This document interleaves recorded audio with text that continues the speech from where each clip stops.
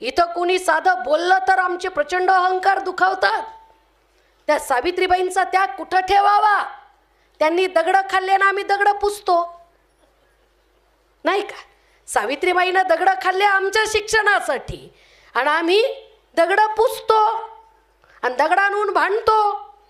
आणि असे आमचे मेंदू दगड झाले, असे आमचे मेंदू दगड झाले.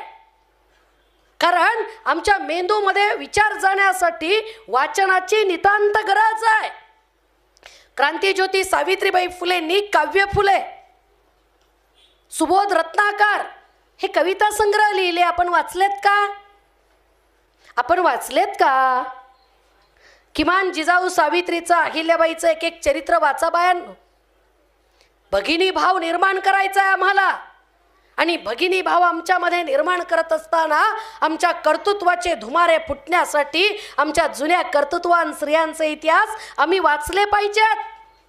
डॉक्टर बाबासाहेब आंबेडकर म्हणतात की जी माणसं इतिहास वाचत नाहीत ती माणसं इतिहास कधीच निर्माण करू शकत नाहीत. आम्ही इतिहास निर्माण करणारी माणसं आहोत. आमच्या पिढ्या इतिहास निर्माण करणाऱ्या आहेत. कष्ट करणारे लोक इतिहास निर्माण करणारे लोक असतात. कष्ट करणाऱ्या माणसांची अवहेलना करायची नाही.